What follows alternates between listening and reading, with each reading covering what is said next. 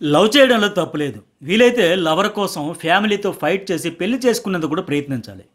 But అవేవీ చేయకుండా కుటుంబం చెప్పిందని ఎవరో ఒక అమాయకుడిని పెళ్లి చేసుకుని ఆ తర్వాత అతన్ని ప్రియుడితో కలిసి చంపడం ఏంటి? ఇదేం సైకోయిజం? మేఘాలయలో కొత్తగా పెళ్ళైన జంట హనీమూన్కి వెళ్ళి మిస్ అయ్యింది అనగానే ఆ భర్తే ఆమెను ఏదో చేసి ఉంటాడని ఎక్కువ మంది అనుకున్నారు. పోలీసులు కూడా అదే యాంగిల్లో ఇన్వెస్టిగేషన్ చేశారు.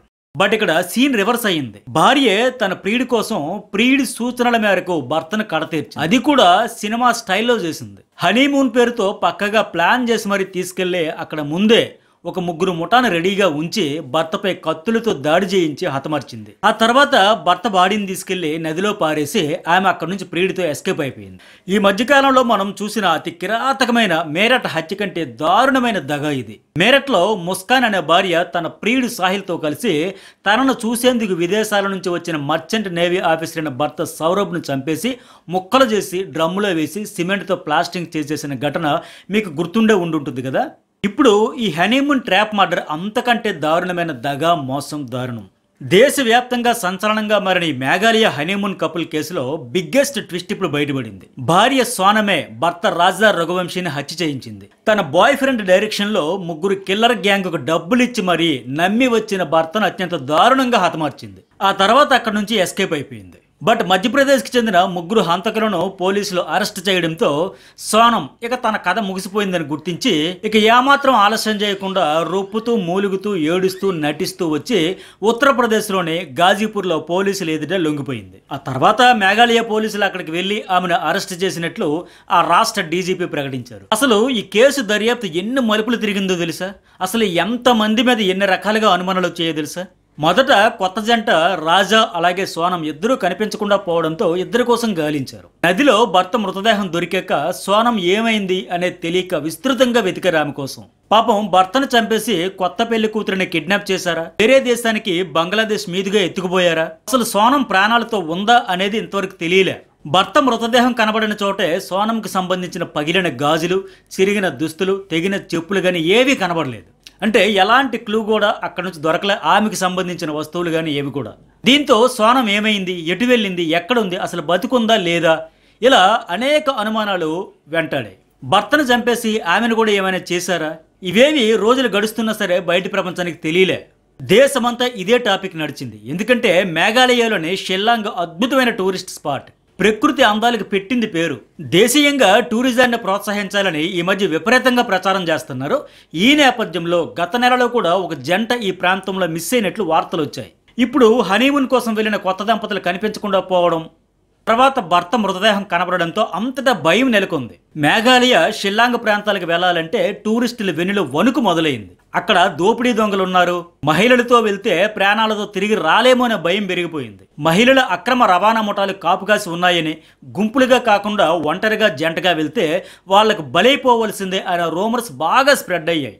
మనుషుల అక్రమ రవాణా ముఠానే రాజాని చంపేసి ఉంటారని, సోనంను బంగ్లాదేశ్ మీదుగా దేశం దాటించేశారని అంతటా అనుమానంతో పాటు భయం కూడా పెరిగిపోయింది. మధ్యప్రదేశ్, మేఘాలయ రెండు రాష్ట్రాల సీఎంలు ఈ కేసు త్వరగా తేల్చాలని ఆదేశించారు పోలీసులకు. మరోవైపు Madhya Pradesh CM Mohan Yadav CBI investigation కూడా కోరడంతో అటు మేఘాలయ ఇటు మధ్యప్రదేశ్ పోలీసులు ఈ మిస్టరీ కేసును చాలా ప్రెస్టేజ్ గా తీసుకున్నారు. అసలు ఈ కేసులో ఫస్ట్ నుంచి ఏం జరిగింది, ఫైనల్ గా ఏం తేలిందని తెలిస్తే బాబోయ్ ఇలా కూడా జరుగుతుందా, ఇలా కూడా చేస్తారని షాక్ అవుతారు. ఆ షాకింగ్ ఫ్యాక్ట్స్ అన్ని ఈ వీడియోలో చెప్పబోతున్నా. ఈ వీడియోని ఇంతవరకు చూడడం వల్ల లైక్ చేయండి, కామెంట్ చేయండి. అలాగే ఫస్ట్ టైం మన ఛానల్ చూసేవాళ్ళు సబ్స్క్రైబ్ అయితే చేసుకుంటే రెగ్యులర్గా మన చుట్టూ జరిగే అనేక ఇంట్రెస్టింగ్ అప్డేట్స్, ఫ్యాక్ట్స్ మీద మన ఛానల్లో వీడియోస్ అప్లోడ్ అయితే ఉంటాయి. సో ఫస్ట్ లైక్ చేయడం, సబ్స్క్రైబ్ చేసుకోవడం అయితే మర్చిపోకండి. మధ్యప్రదేశ్లోని ఇండోర్కి చెందిన ట్రాన్స్పోర్ట్ వ్యాపారి కొడుకు రాజా రఘువంశీ, అతని పెళ్లి సోనంతో ఘనంగా జరిగింది. మే 11న ఇండోర్లో జరిగిన ఈ వివాహ వేడుకలు 10 రోజుల పాటు కొనసాగాయి. రాజా రఘువంశీది సంపన్నుల కుటుంబం కావడంతో అతిథి మర్యాదలకు ఏమాత్రం లోటు లేకుండా అంగరంగ వైభవంగా వివాహం జరిపించారు. సరిగ్గా 9 రోజుల తర్వాత మే 20న మేఘాలయలోని షిల్లాంగ్కు హనీమూన్ కోసం కొత్త జంట బయలుదేరింది. కొండ ప్రాంతంలో చాలా సరదాగా గడిపారు, కొత్త రుచులను ఆస్వాదించారు. మే 20న షిల్లాంగ్ హోటల్లో 2 రోజులు బస చేశారు. లోకల్ రెంటల్ బైక్స్ దగ్గర ఒక 2 వీలర్ అద్దెకి తీసుకున్నారు. చుట్టుపక్కల ఉన్న ఫేమస్ టూరిస్ట్ స్పాట్స్ అన్ని విజిట్ చేశారు. రాజా ఎప్పటికప్పుడు తమ టూర్ పిక్స్ ఇన్స్టా, ఫేస్బుక్ లో అప్లోడ్ చేస్తా ఉన్నాడు. తమ టూర్ చాలా బాగుంది, హ్యాపీగా ఉన్నామని పోస్టులు అయితే పెట్టాడు ఆయన. ఫేమస్ టూరిస్ట్ స్పాట్ అయిన సోహ్రా ప్రాంతంలోని living root bridge water falls, ఆ బ్రిడ్జ్ దగ్గరికి వెళ్ళింది ఈ జంట. అక్కడ చాలా హ్యాపీగా గడిపారు. అక్కడ తీసుకున్న ఫోటోలు కూడా ఇన్స్టా, ఫేస్బుక్లో పోస్ట్ చేసుకున్నాడు ఆయన. ఆ తర్వాత నుంచి అదే స్పాట్ నుంచి వాళ్ళ ఫోను అందుబాటులో లేకుండా పోయింది. అంటే వాళ్ళ ఫోన్ కోసం ఎవరు పేరెంట్స్ ఫోన్ చేసినా సిగ్నల్స్ దొరకలా.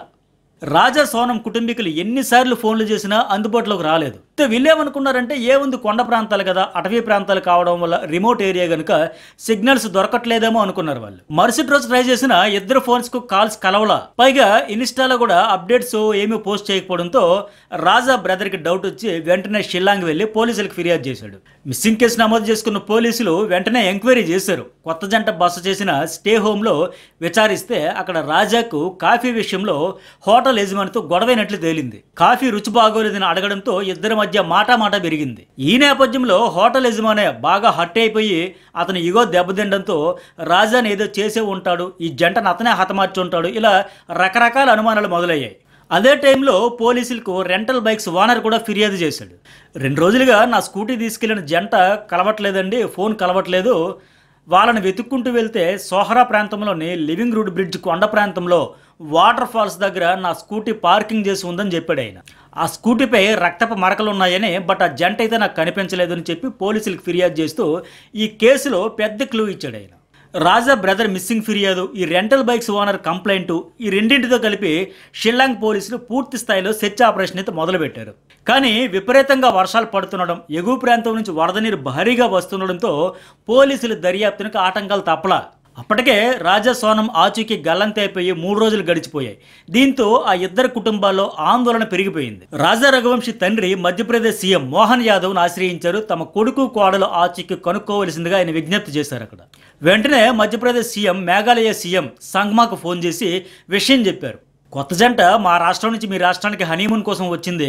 చివరిసారి సోహ్రా ప్రాంతంలోని living root bridge water falls దగ్గర సిగ్నల్ చూపిస్తోంది. ఆ తర్వాత నుంచి వాళ్ళ ఆచూకీ లేకుండా పోయింది. వెంటనే వాళ్ళని ట్రేస్ చేసి క్షేమంగా ఇండోర్ పంపించాలని ఆయన్ని కోరారు. వెంటనే మేఘాలయ సీఎం సంగ్మా ఆదేశాలతో స్పెషల్ ఇన్వెస్టిగేషన్ టీమ్స్ కొత్త జంట కోసం వెతకడం ప్రారంభించాయి. కానీ స్పెషల్ టీమ్స్ కూడా వర్షాలు, వరద నీటి వల్ల ఆటంకాలు తప్పలా. 2 రాష్ట్రాల ముఖ్యమంత్రుల నుంచి ఒత్తిడి ఉండడంతో డ్రోన్లు, స్థానికుల సహకారంతో కొండలు, వాగులు, వంకలు, అడవులు ప్రాంతాల్లో జల్లెడబట్టారు. ఆ ప్రాంతంలో కనబడిన ప్రతి ఒక్కరిని ఎంక్వైరీ చేశారు. కాఫీ కోసం గొడవపడిన హోటల్ ఓనర్తో పాటు స్థానిక నేరస్తులు, పాత నేరస్తులను కూడా విచారించారు. లోకల్ టూరిస్ట్ గైడ్స్ని కూడా ఎంక్వైరీ చేశారు. ఇక్కడే పోలీసులకు అతిపెద్ద క్లూ, ఈ కేసు ఛేదించడంలో అత్యంత కీలకమైన క్లూ దొరికింది. ఆల్బర్ట్ అనే టూరిస్ట్ గైడ్ తాను ఆ జంటతో పాటు మరో 3 మగవాళ్ళు వెళ్లడం చూశానని పోలీసులకు చెప్పాడు. ఆ గైడ్ చెప్పిన ప్రాంతంలో పోలీసులు సీసీ కెమెరాల ఫుటేజ్ పరిశీలిస్తే అందులో సోనం వైట్ షర్ట్ వేసుకున్నట్లుంది. పైగా ఆమె ఆ 3తో మాట్లాడినట్లు కనిపించింది. కానీ ఏం మాట్లాడిందో తెలియలే. అంతకు మించి ఆధారాలు ఆ ఫుటేజ్లో దొరకల. దీంతో మధ్యప్రదేశ్ సీఎం సిబిఐ ఎంక్వైరీ కోరారు. ఎన్డీఆర్ఎఫ్, సిఆర్పిఎఫ్, ఇతర స్పెషల్ టాస్క్ ఫోర్స్ టీమ్స్ అన్ని కూడా చాలా ప్రతిష్టాత్మకంగా తీసుకుని ఈ కేసు దర్యాప్తులో స్పీడ్ పెంచారు. ఇంకా చివరికి రాజా సోనం మిస్ అయిన 11 రోజుల తర్వాత సోహ్రా ప్రాంతంలోని లివింగ్ రూట్ బ్రిడ్జ్ దగ్గర వాటర్ ఫాల్స్ వద్ద లోతైన ప్రాంతాల్లో డ్రోన్లకు షాకింగ్ విజువల్స్ అయితే చిక్కాయి. ఆ విజువల్స్ చూసిన స్పెషల్ టీం షాక్ అయ్యింది. ఎందుకంటే ఆ లోతైన ప్రాంతంలోనే రఘువంశీ డెడ్ బాడీ కనిపించింది. ఆయన శరీరంపై తీవ్రమైన గాయాలున్నాయి. అదే ప్రాంతంలో పెద్ద కత్తి కూడా దొరికింది. ఇంకోవైపు సోనం ఆ సీసీ ఫుటేజ్ లో వేసుకున్న వైట్ షర్ట్ కూడా అక్కడే దొరికింది. రాజాను పదునైన కత్తులతో నరికి చంపేసి లోయలో పడేసినట్లు పోస్ట్ మార్టం రిపోర్ట్లో తేలింది. అలాగే ఆయన మెడలో ఉన్న గొలుసు, చేతికున్న ఉంగరాలు మిస్ అయ్యాయి. కానీ చేతికున్న ఖరీదైన వాచ్ మాత్రం అలాగే ఉంది. దీంతో డబ్బులు, నగలు దోచుకోవడం కోసమే టూరిస్టుల మీద అటాక్ చేసి అంతం చేసిన వాళ్ళ పని కాదు అని పోలీసులు అయితే గుర్తించారు. రాజా మృతదేహం దొరికిన సోహ్రా ప్రాంతంలోనే సోనం ఆనవాళ్లు దొరకకపోవడంతో ఇది మనుషుల అక్రమ రవాణా మాఫియా చేసిన పనే అని వాళ్ళ కుటుంబీకులైతే వాపోయాయి. ఎందుకంటే రాజాను చంపేశారు, సోనమును దేశం దాటించేశారంటూ వాళ్ళు అనుమానాలు వ్యక్తం చేశారు. ఆమె గాజులు కానీ, దుస్తులు కానీ, చెప్పులు కానీ అక్కడ ఆమెకు సంబంధించిన ఆనవాళ్ళు ఏవీ కనబడలేదు, ఒక వైట్ షర్ట్ తప్పంటే ఆమెకు మత్తు మంది ఇచ్చి తీసుకుపోయి ఉంటారని సోనం కుటుంబీకులు అయితే డౌట్ పడ్డారు. ఇంకా మరోవైపు పోలీసులు ఏం చేశారు, సీసీ కెమెరాలో కనిపించిన 3 ఓ రహస్య ప్రదేశంలో గుర్తించి పట్టుకున్నారు వాళ్ళని. ఆ సీసీ ఫుటేజ్ కనిపించిన ప్రాంతంలో సెల్ ఫోన్ సిగ్నల్స్, ఆ టవర్లో, ఆ పరిధిలో, ఆ సమయంలో ఎవరెవరి ఫోన్స్ ఉన్నాయి, ఎవరెవరి నెంబర్స్ ఉన్నాయి, ఇవన్నీ గ్యాదర్ చేసి దాన్ని బేస్ చేసుకుని ఎంక్వైరీ చేయడంతో వీళ్ళ గుట్టయితే రట్టయింది. వాళ్ళ ముగ్గురికి డబ్బులిచ్చి మరీ సోనం తన భర్తను చంపించేసింది అనే వికృత క్రీడ ఈ నేపథ్యంలో వెలుగులోకి వచ్చింది. కిరాయి ముఠాతో కలిసి తన ప్రియుడి కనుసన్నల్లోనే పెళ్లాడిన భర్తను కాళ్ల పారాని ఆరకముందే వేసేసిందనే పచ్చి విషయం వెలుగులోనికి వచ్చింది. భర్తను చంపేసి నదిలో పారేసిన తర్వాత షిల్లాంగ్ నుంచి ఉత్తరప్రదేశ్ పారిపోయింది. రోజు టీవీల్లో, పేపర్లలో తమ మిస్సింగ్ కేసు వార్తలు ఫాలో అయితే ఉండేది. అక్కడ నుంచి చివరికి కిల్లర్ గ్యాంగ్ అరెస్ట్ కావడంతో తన కథ కంచికి చేరిందని గుర్తించింది. ఇంకా మనం బయట తిరగడం అసాధ్యం, భర్త కుటుంబానికి దొరికితే వాళ్ళ చేతిలో తన పని అయిపోతుందని భయపడింది ఆమె. ఏడుపు నటిస్తూ ఉత్తరప్రదేశ్ పోలీసులు ఎదుట లొంగిపోయింది. ఇంకా ఇక్కడ బిగ్గెస్ట్ ట్విస్ట్ ఏంటంటే సోనం తన ప్రియుడు కుష్వాహాతో సహా ఈ మర్డర్ ప్లాన్ చేసింది. ఆమెకు పెళ్లికి ముందు నుంచే కుష్వాహా అనే వ్యక్తితో సంబంధం ఉంది. ఆమె ప్రియుడు, ఆమె కలిసి విక్కీ ఠాకూర్, ఆనంద్, ఆకాష్ అనే ముగ్గురు దుండగులను మాట్లాడుకుని వాళ్ళకి డబ్బులు ఇచ్చి హనీమూన్ స్పాట్లో ముందే సిద్ధంగా ఉంచి పనిగానిచ్చేశారు. ఈ దారుణానికి ఒడిగట్టారు. ఒక అమాయకిని అన్యాయంగా బలి తీసుకున్నారు. ఇంత జరిగిన సోనం తండ్రి దేవి సింగ్ ఇంకా కళ్ళు తెరవట్లా.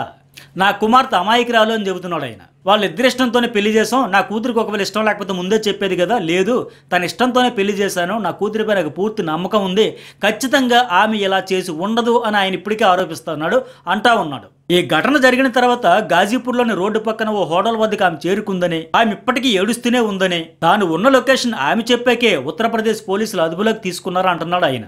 తమ అల్లుడి హత్యతో తన కూతురికి ఎలాంటి సంబంధం ఉండదని, తన అల్లుడి హత్య వెనక ఎవరిదో ఏదో కుట్ర ఉందని సిబిఐ దర్యాప్తు చేసి నిజానిజాలు తేల్చాలని ఆయన ఇప్పటికీ కోరుతూ ఉన్నాడు. కానీ పోలీసులు ప్రస్తుతానికి తేల్చింది ఏంటంటే సోనం కుష్వాహాతో కలిసి ఈ ముగ్గురిని, విక్కీ ఠాకూర్, ఆనంద్, ఆకాష్ ముగ్గురు కిరాయి దుండగల్ని ఏర్పాటు చేసుకుని డబ్బులిచ్చి చంపించేసింది.